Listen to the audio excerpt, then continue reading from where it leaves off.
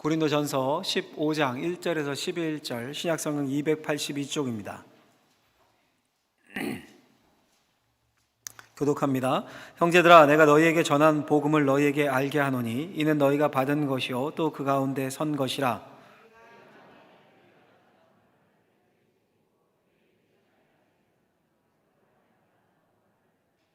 내가 받은 것을 먼저 너희에게 전하였노니 이는 성경대로 그리스도께서 우리 죄를 위하여 죽으시고 장사되시는 바 되셨다가 성경대로 사흘 만에 다시 살아나사 게바에게 보이시고 후에 12 제자에게와 후에 500여에게 일시 보이셨나니 그 중에 지금까지 대다수는 살아있고 어떤 사람은 잠들었으며 그 후에 야고보에게 보이셨으며 그 후에 모든 사도에게와 맨 나중에 만삭이 되지 못하여 난 자 같은 내게도 보이셨느니라.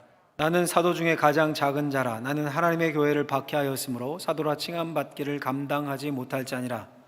그러나 내가 나 된 것은 하나님의 은혜로 된 것이니 내게 주신 그의 은혜가 헛되지 아니하여 내가 모든 사도보다 더 많이 수고하였으나 내가 한 것이 아니요 오직 나와 함께 하신 하나님의 은혜로라. 같이 읽습니다. 그러므로 나나 그들이나 이같이 전파하매 너희도 이같이 믿었느니라. 아멘. 기도하겠습니다. 부활의 주님, 살아계셔서 우리 곁에 계심을 믿습니다.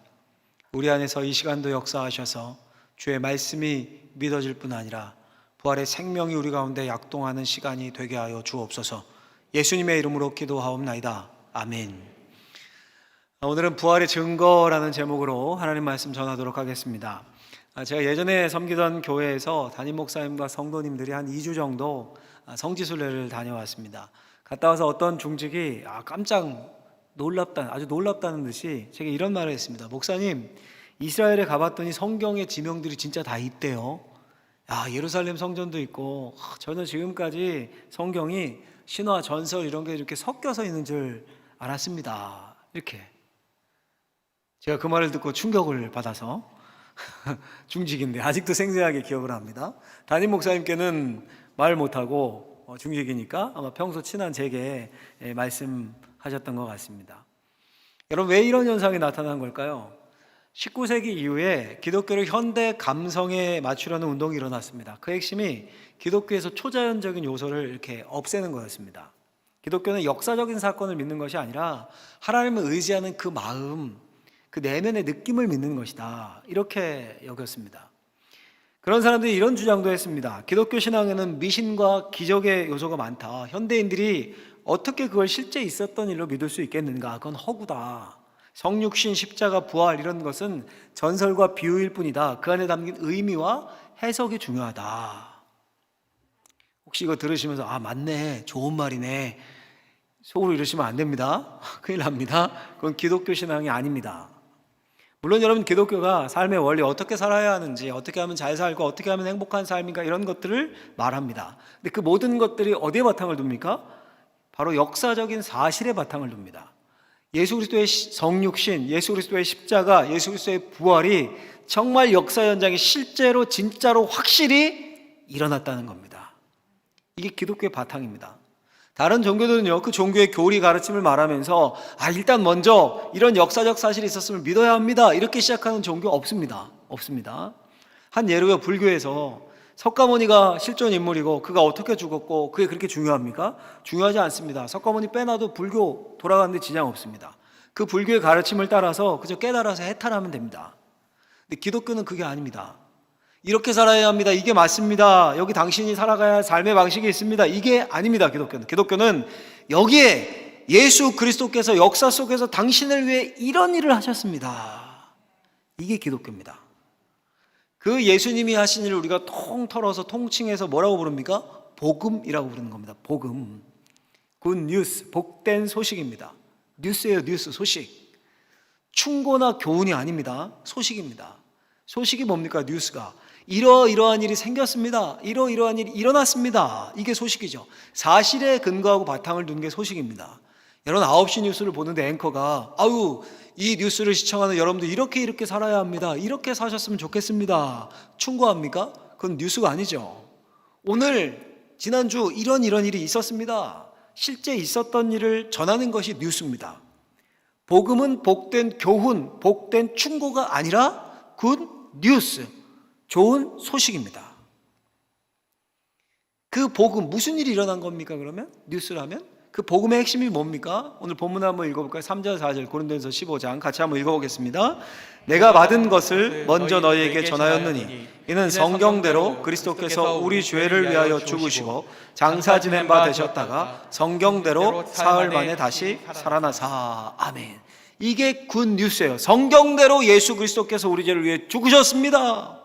그분이 성경대로 사흘 만에 다시 살아나셨습니다. 부활하셨습니다. 이게 실제 역사상 일어났던 복된 소식, 뉴스, 굿 뉴스, 복음입니다. 할렐루야. 할렐루야. 복음은 신화가 아닙니다.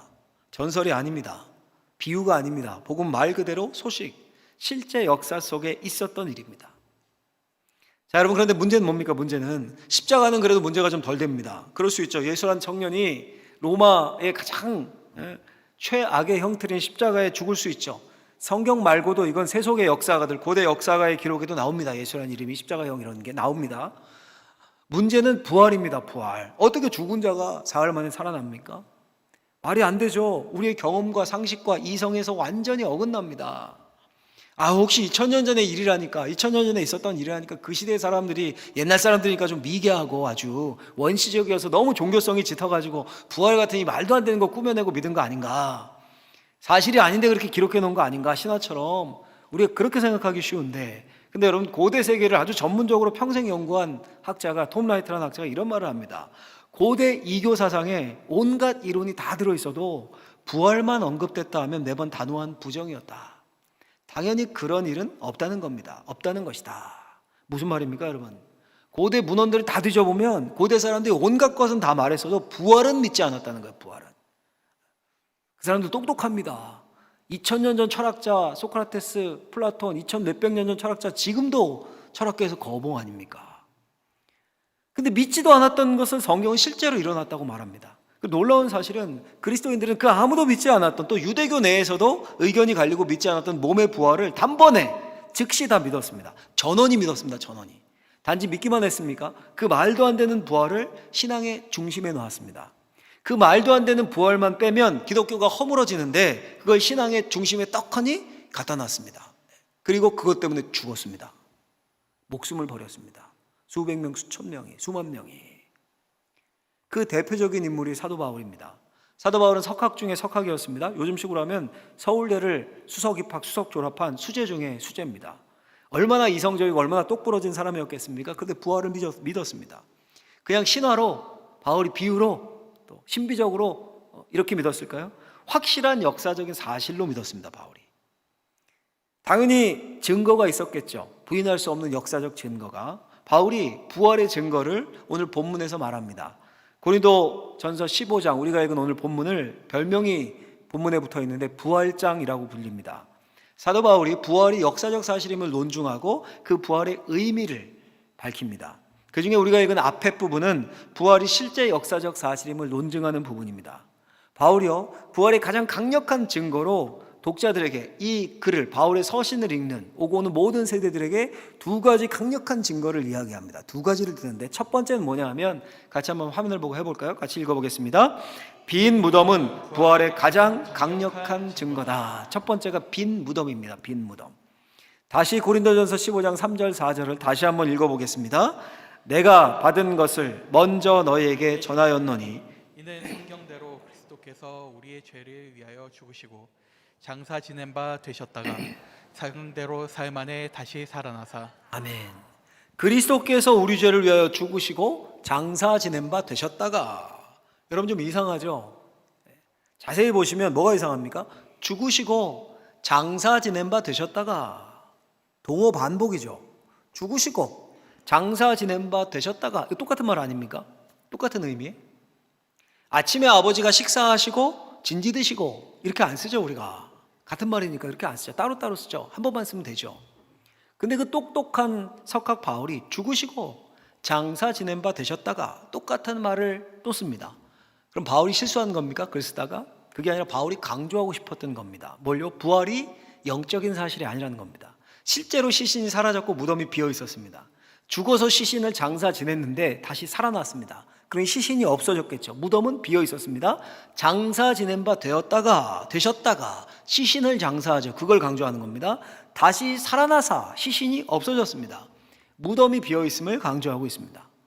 복음서 기자들의 증언도 마찬가지입니다. 우리가 사순절 공동체적 성경 쓰기 말씀을 쓰다 마가복음을 썼죠. 마가복음만 한번 보시면 제가 쭉 한번 훑어드리면 마가복음 16장 부활한 장면을 그리는 것을 한번 읽어드리면 2절에 이렇게 표현되어 있어요. 안식 후 첫날 매우 일찍이 해 돋을 때에 그 무덤으로 가며 누가 우리를 위하여 무덤 문에서 돌을 굴려주리오.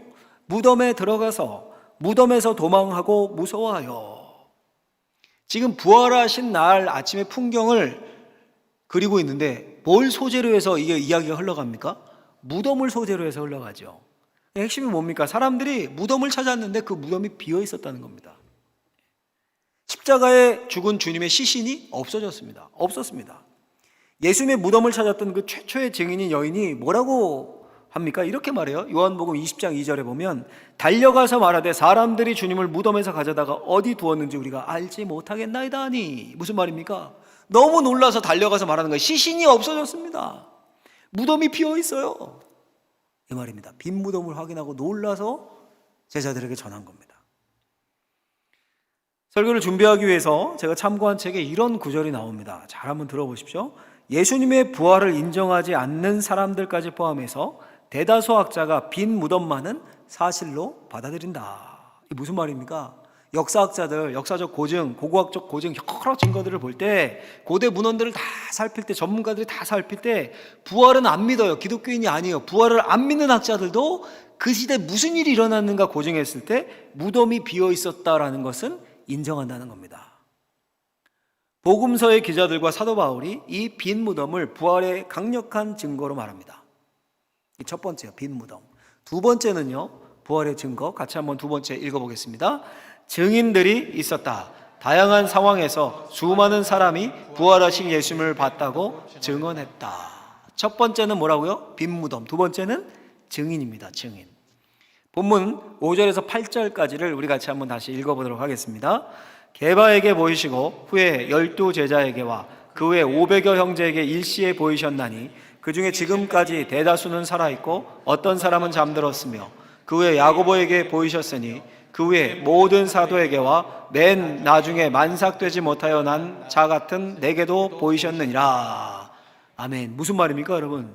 아이고 부활하신 주님을 만나고 본 사람이 이렇게 많습니다. 게바 베드로에게 보이시고 그 다음에 12제자에게 보이셔서 만나셨고 그 후에는 500명 형제들이 모여 있는데 거기에도 나타나셨고 그 후에 야고보에게 보이셨고 그 후에 모든 사도들 또 맨 나중에 나도 만나셨습니다. 이 말이죠. 부활 후에 예수님이 이 땅에 40일 동안 머물렀다라고 되어 있죠. 성경에 보면 그 40일간 만난 사람이 하도 많으니까 나열하다가 나도 만나셨습니다 이러고 끝을 냅니다. 심지어 중간에는 뭐라고 합니까? 500명의 형제들이 있었는데 그들 가운데도 나타나셨는데 그 중에 죽은 사람들도 있지만 지금도 대다수는 살아 있습니다. 예수님 죽으신 후 이 편지를 쓴 게 한 20년, 30년 후거든요. 지금도 대다수는 살아 있습니다. 그러니 부활이 의심된다면 그들 찾아가서 물어보십시오. 이 말입니다. 야, 이보다 강력한 증거가 있습니까? 부활하신 주님이요 어디 외딴 곳에 특별히 12제자에게만 잠깐 딱 한 번 나타나시고 그 다음부터 안 나타나신 게 아닙니다. 그러면 의심할 만하죠. 그런데 수도 없이 나타나셨고 수많은 사람들을 만나셨습니다. 피터 윌리엄스라는 학자가 성경의 증언을 이렇게 정리했습니다. 지금 길지만 제가 읽어드릴 테니까 한번 잘 눈으로 따라오시면서 한번 들어보십시오.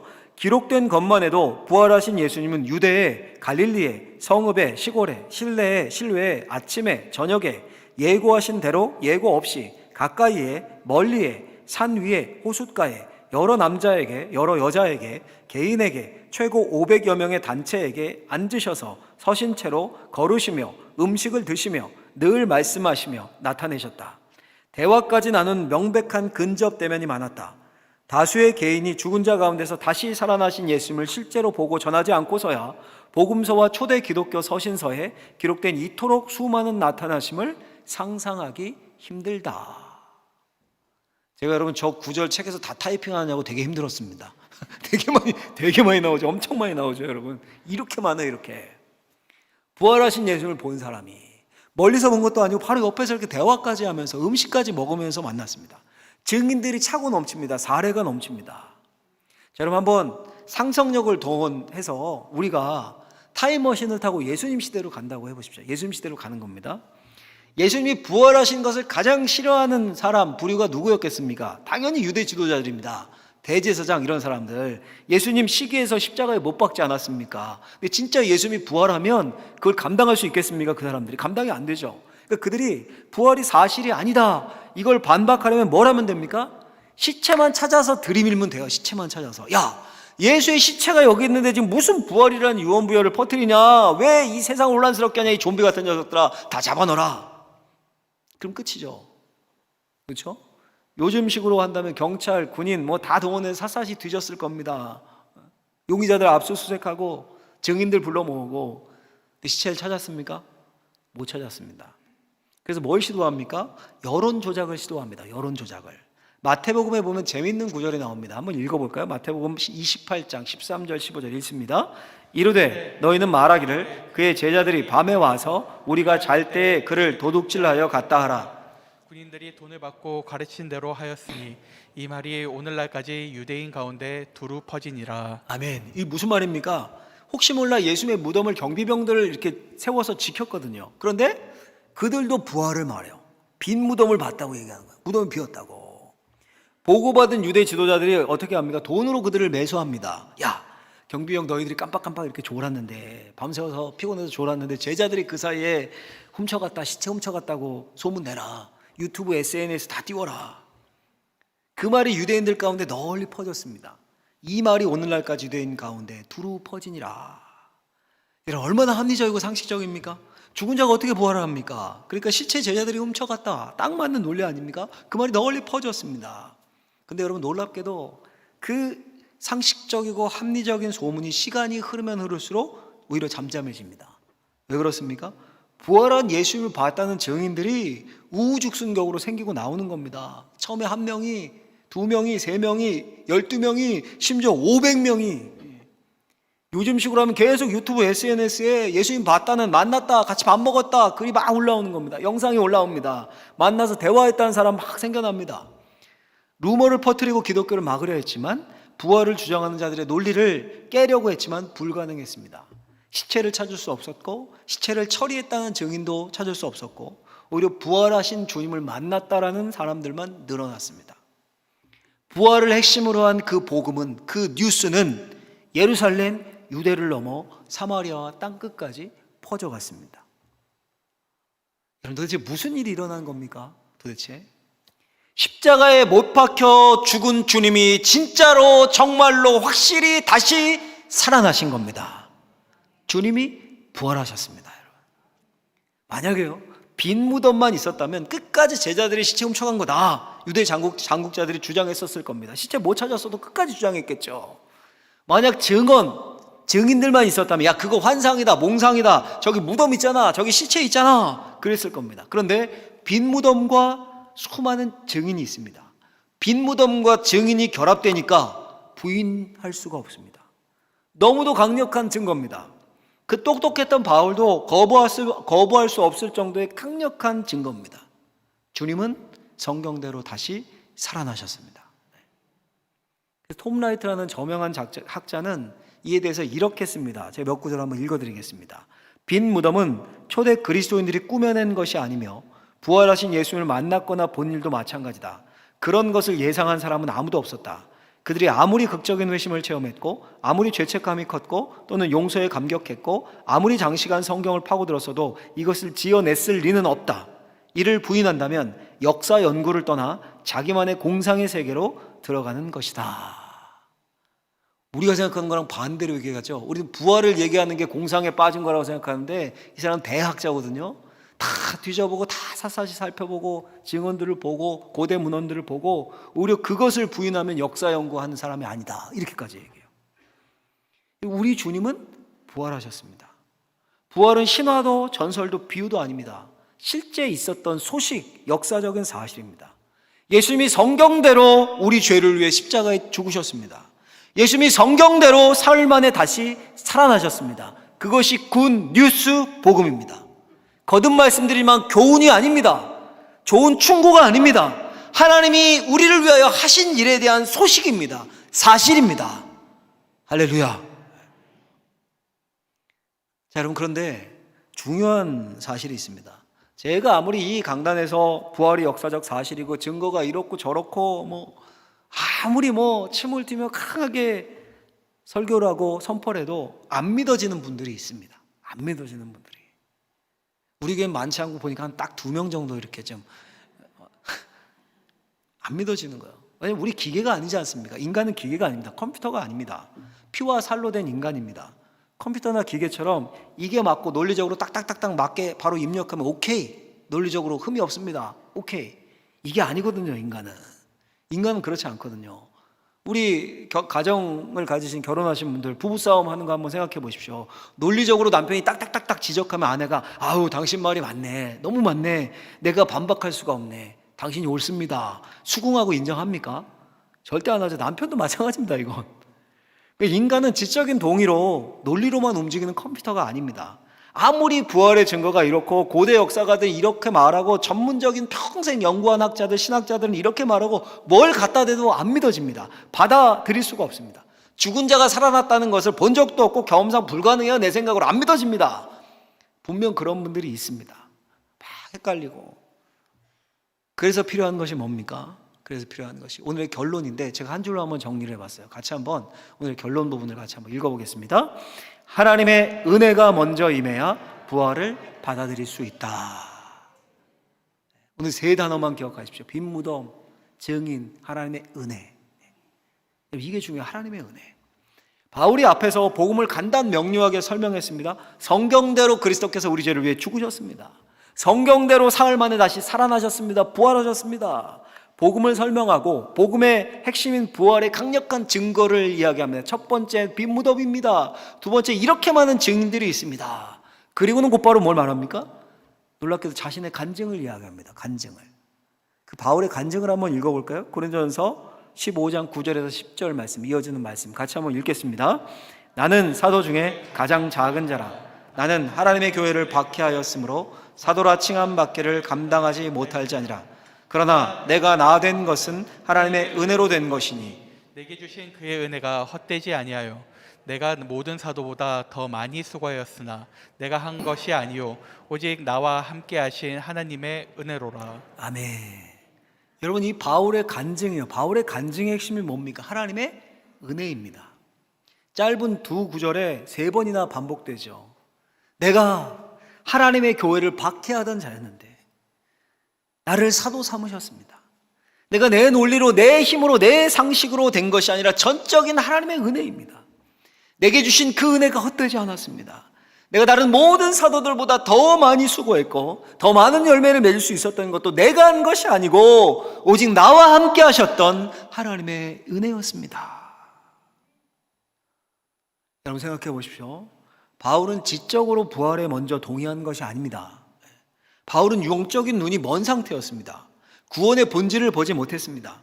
자기 스스로 열심히 내고 의를 열심히 행하면 하나님께 인정받고 하나님의 복을 받을 수 있다라고 생각했습니다. 그래서 율법을 지키는데 온 힘을 쏟았고 예수 믿는 사람 잡아 죽이는데 앞장섰습니다.